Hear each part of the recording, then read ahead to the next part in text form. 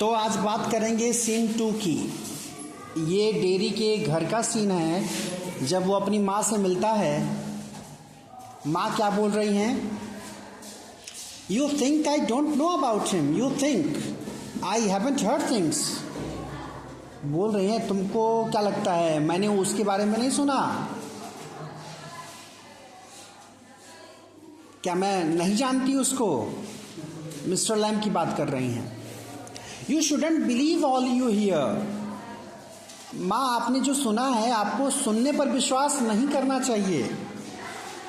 Been told, want, मुझे लोगों ने बताया है, सावधान किया है। We have not lived here 3 months, but I know what there is to know and you are not to go back there. 3 महीने नहीं हुए हमें रहते हुए, लेकिन मुझे पता है क्या सही है क्या गलत, क्या कहाँ जाना है कहाँ नहीं, तो तुम्हें वहां नहीं जाना। What are you afraid of? What do you think he is? किस बात से डर रही हैं आप? क्या लगता है आपको कौन है वो? An old man with a thin leg and he lives in a huge house without curtains and has a garden. एक बूढ़ा आदमी जिसका पैर टिन का है, बड़ा सा बगीचा, बड़ा सा घर।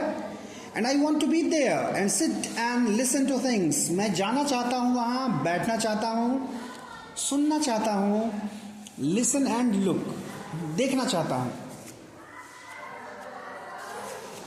Listen to what? क्या सुनोगे वहाँ? Bees singing, him talking. मधुमक्खियों को गाते हुए सुनूंगा, उनको बातें करते हुए सुनूंगा। What's he got to say to you? क्या कहा उसने तुमसे? क्या सिखाया? Things that matter, वो चीज़ें जिसका मतलब होता है, जिसका वजूद होता है, जो ज़रूरी हैं। Things nobody else has ever said, वो बातें जो पहले किसी ने नहीं कही। Things I want to think about, वो चीज़ें जिसके बारे में मैं सोचना चाहता हूँ। Then you stay here and do your thinking, you are best of here. माँ बोल रही है सोचना है ना, चुपचाप बैठो यहीं पर सोचो, यही बढ़िया है। आई हेट इट हियर, बोला मुझे यहाँ रहना बिल्कुल पसंद नहीं। You can't help the things you say I forgive you, it's bound to make you feel bad things and say them, I don't blame you. तुम जो बोल रहे हो इस तरह से, जाओ तुमको माफ़ किया, तुम्हारा तरीका गलत है, हाँ तुमको ऐसा फील होता है इसलिए ऐसा बोलते हो, तो तुम्हें दोष नहीं दूंगी। It's got nothing to do with my face and what I look like, बोला इससे मेरे चेहरे से कोई मतलब नहीं है। I don't care about that and it isn't important. अभी क्या कर रहा है कि मैं इस पर उसकी परवाह नहीं करता चेहरे की, और ये उसके बारे में है भी नहीं। It's what I think and feel, ये उस बारे में है कि मैं क्या सोचता हूँ, क्या महसूस करता हूँ। And what I want to see and find out and here, क्या देखना चाहता हूँ, क्या सुनना चाहता हूँ। I am going back there only. जब डेरी बार बार बोल रहा है माँ से कि नहीं वो जाएगा, और माँ कह रही हैं you will stop here, oh no, because if I don't go back there I never go anywhere in this world again. तो कह रहा है, वो माँ कह रही है कि तुम यहीं रुकोगे, वो कह रहा है कि नहीं, अगर मैं अभी नहीं गया तो फिर मैं कहीं नहीं जा पाऊंगा। द डोर स्लैम्स, डोर के स्लैम होने का मतलब क्या है? दरवाजा तेजी से बंद होता है।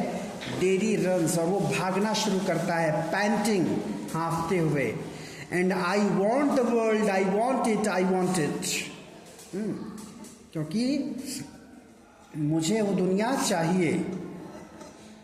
सीन 3 क्या है? Mister Lamb's garden, garden sounds the noise of a branch shifting, apples thumbing down, the branch shifting again.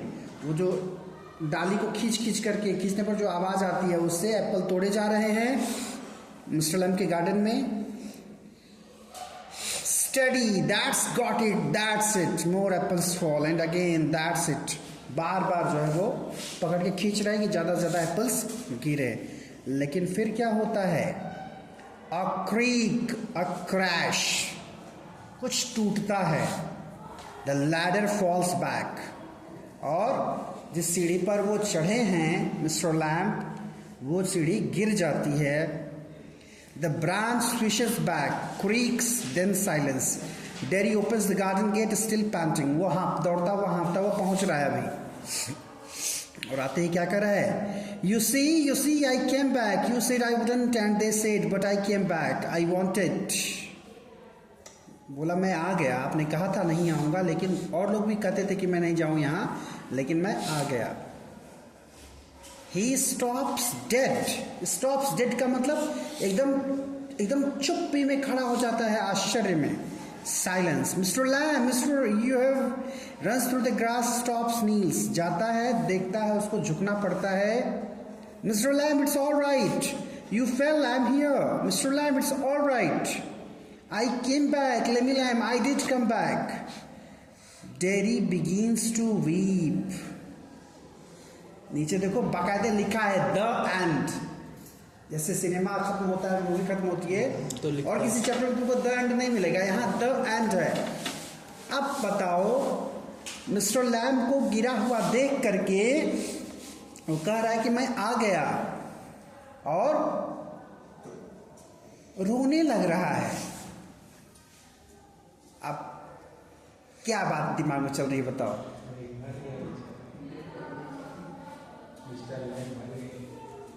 क्या इसमें कहीं लिखा है कि मिस्टर लैम मर गए?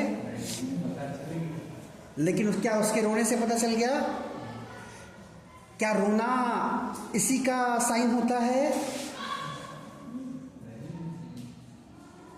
कई लोग जब कुछ बढ़िया कर रहे होते हैं, जैसे किसी का आईएएस क्वालिफाई हो जाए, तो क्या उसके आंख से आंसू नहीं आते?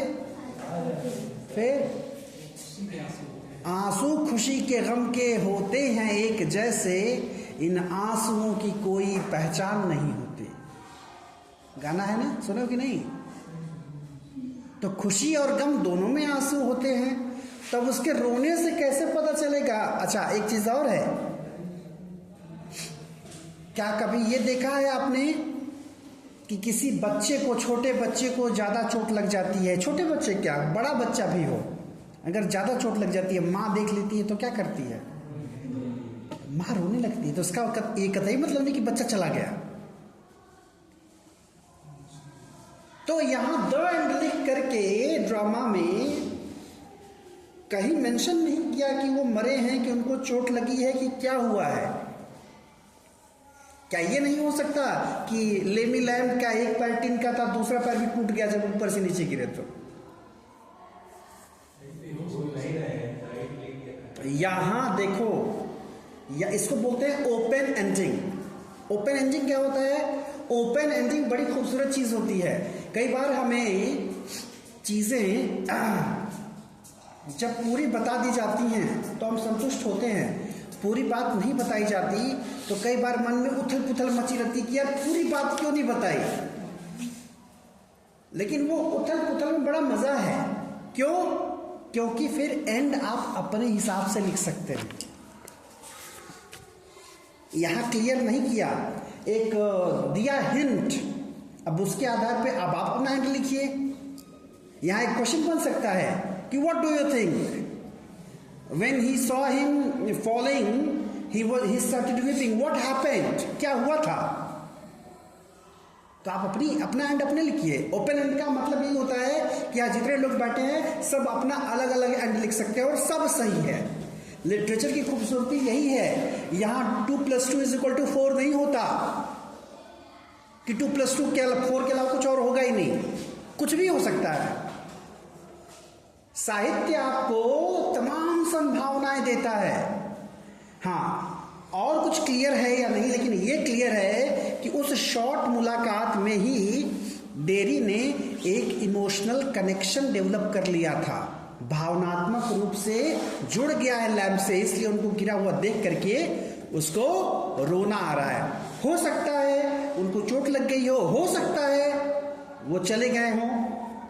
अब उसमें बात यही है ना, कई लोग छत पर से गिरते हैं नहीं मरते हैं, क्यों? कुछ लोग बाइक पर से गिरते हैं मर जाते हैं, कुछ नहीं होता। पीछे महिला बैठी बाइक पर, कहीं थोड़ा सा बाइक इधर उधर हुई, वो केवल गिरी ऊपर से नीचे, उस पर से जो है बाइक पर से, केवल ऊपर से गाड़ी पर से नीचे गिरना, खत्म। तो मतलब ये कहने का है अब देखो कृष्ण को, देखो कृष्ण की मौत याद करो। अपने समय के बड़े योद्धा, बड़े बड़े लोग टिक नहीं पाते थे उस इंसान के आगे। सुदर्शन चक्र जब एक बार चलता था तो फिर वापस नहीं आता था बिना किसी की जान लिए। ऐसा इंसान चुपचाप सोया हुआ है, एक बहेली ने तीर चलाया और पैर की एक उंगली में लगा, प्राण निकल गए। लोगों का पैर कट जाता है तब भी प्राण नहीं निकलते, नहीं होता ऐसा। तो ये बड़ी मजेदार बात है, कुछ कहा नहीं जा सकता, नथिंग इज सर्टेन, कुछ भी निश्चित नहीं है। हो सकता है बहुत बड़ी चोट लगने के बाद भी कोई पूरी तरह से बच जाए, हो सकता है हल्की सी चोट भी किसी की जान ले ले। लेकिन इन बातों से यह तो क्लियर है कि जिस तरह से अकेला, अगर पूछा जाए कि डेयरी और लैंप दोनों में ज्यादा ईमानदार कौन है, तो सच है कि ज्यादा ईमानदार डेयरी है। डेयरी अकेला है, वो अकेलेपन को स्वीकार करता है, वो कहता है कि मैं अकेला हूं। मिस्टर लैम्प भी अकेले थे, लेकिन वो ये नहीं जताते कि अकेले, वो कहते हैं मेरे कई फ्रेंड्स हैं। जबकि बाद में वो डायलॉग आपने देखा कि कहते हैं कि जाओ जाओ, जो जाता है फिर कभी आता नहीं है। इसका मतलब इनको लोग मिलते हैं तो ऐसे ही इनके साथ भी होता है। हाँ, लेकिन इनका नजरिया अलग है, उसके बावजूद वो नेगेटिव नहीं हुए, ये नेगेटिव है। अब बात ये आती है कि क्या जिंदगी में हमेशा पॉजिटिव रहना चाहिए। नॉर्मली लोग सिखाते हैं, बड़े बड़े जो ज्ञान देने वाले, आपको मोटिवेट करने वाले जो मोटिवेटर्स हैं, संदीप माहेश्वरी टाइप के लोग, हमेशा पॉजिटिव रहने की सलाह। सच ये है कि कोई भी हमेशा पॉजिटिव नहीं रह सकता। सच ये है कि हम इंसान हैं, पॉजिटिव नेगेटिव चीजें चलती रहती हैं लाइफ में। सच ये है कि हमारा कोई नियर एंड डियर चला जाए तो क्या हम कहें पॉजिटिव रहो, मुस्कुराओ? वहां पर तो इमोशन निकल करके आएंगे। यानी नेगेटिव होना उतना भी बुरा नहीं, हाँ हमेशा नहीं होना चाहिए। समय समय पर नेगेटिव होता है आदमी, ये बिल्कुल नेचुरल है और उसके लिए बुरा नहीं लगना चाहिए। कई बार ऐसा होता होगा, बिना किसी वजह से तुम लोग का दिमाग खराब हो जाता होगा, आज कुछ ठीक नहीं लग रहा, कुछ करने का मन नहीं कर रहा। हाँ, और तो और जैसे कुछ बच्चे बड़े फ्रैंकली चीजों को बोल देते हैं। हाँ, लेकिन यह है कि एटीट्यूड से पता चल जाता है कि वो एटीट्यूड दिखा रहे हैं कि सच बोल रहे हैं। जैसे एक आध बच्चों से कभी पूछा नहीं, क्यों जी कल क्यों नहीं आते? सर मन नहीं किया। ये एक शानदार जवाब है, मन नहीं किया। कोई जरूरी कि रोज रोज मन करे? हाँ, लेकिन वो आदत बन जाए तब गड़बड़ है। तो टीचर को भी पता है कि कौन बच्चा बोल रहा है मन नहीं किया। कुछ ऐंठ के बोलते हैं, नहीं मन किया नहीं आए, तो वो एटीट्यूड अलग है। लेकिन जो ये वाला एटीट्यूड है, मतलब मुझे लगता है कि ऐसे बहाने या ऐसी बातें भी स्वीकार की जानी चाहिए। क्यों हर बार यही सुनना है कि सर पेट दर्द कर रहा था, सर सिर दर्द कर रहा था, सर काम था, सर मन नहीं किया। ऐसे उत्तर भी कंसीडर किए जाने चाहिए। नॉर्मली क्या होता है, हम लोग बीच क्लास में किसी को अलाउ, अब आपके ऊपर है कि on the face of it को आप कैसे समझते हैं। एक फेस जो जला हुआ है डेयरी का, उसको वो स्वीकार नहीं कर पाता, लेकिन मिस्टर लैम्ब उसको ये एहसास दिलाते हैं कि उसके जले हुए चेहरे के अलावा भी दुनिया में कई चीजें हैं, उन पर भी ध्यान देना चाहिए। बहुत खूबसूरत चीजें होता है ऐसा कई बार, जैसे कभी कोई एग्जाम दिया नहीं हुआ, हाँ, या किसी एग्जाम में आप फेल हो गए, तो क्या दिक्कत है? मतलब जैसे हम लोगों के साथ क्या है, हमारे कुछ गार्जियन अच्छे रहे लाइफ में, किसी चीज़ में कोई रिजल्ट मान लो आया, कितना आया?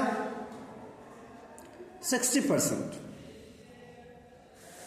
तुमसे ज़्यादा की उम्मीद थी, 60% थोड़ा कम है, तुम और बेहतर कर सकते थे, लेकिन कोई बात नहीं, चलो।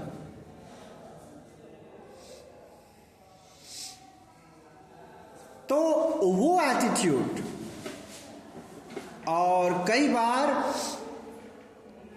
मतलब बचपन तो ऐसा बीता कि जब एग्जाम दे करके आते थे तो पापा पेपर उठा लेते थे, बोलते थे चलो बताओ ये कैसे, ये मैथ्स का चलो फिर से सॉल्व करके दिखाओ मुझे तुमने क्या किया है। तो वो माहौल था बचपन का। लेकिन फिर जब मैच्योरिटी आई, चीज़ें बदली, सब कुछ अपने हाथ में हुआ, कहीं कोई पूछने वाला नहीं। तो ज़रूरत पड़ने पर समय समय पर अनुशासन के लिए इस तरह की टोका टाकी सही है, लेकिन साथ ही इस बात की तस्दीक ज़रूर करनी होगी कि आप अगर गार्जियन हैं या आप बड़े हैं घर के, तो आप अपने घर का कोई छोटा बच्चा है, छोटी बच्ची है, तो उसको ये रियलाइज़ कराएं कि वो अपनी सफलता तो आपसे खुलकर कहे ही, और सफलता के बारे में भी आपसे कहने में, बात करने में बिल्कुल न झिझके हो। उसको ये पता हो कि यहां भी मुझे सपोर्ट मिलेगा। हाँ, लेकिन देखो फिर से वही बात कहूंगा कि ये उसके लिए बातें हैं जो ठीक ठाक होते हैं। अगर कोई हमेशा ही असफल होता रहे और चाहे कि उसको हमेशा सपोर्ट मिलेगा, तो फिर वही बात करूंगा कि नेगेटिव कई बार पेरेंट्स हो जाते हैं तो आपकी कहेंगे कि अरे पापा आप तो बड़े नेगेटिव हो रहे हैं हमेशा, मैं फेल ही तो हो गया, मुस्कुराइए। तो इस तरह की बात थोड़ी सी सही नहीं होती।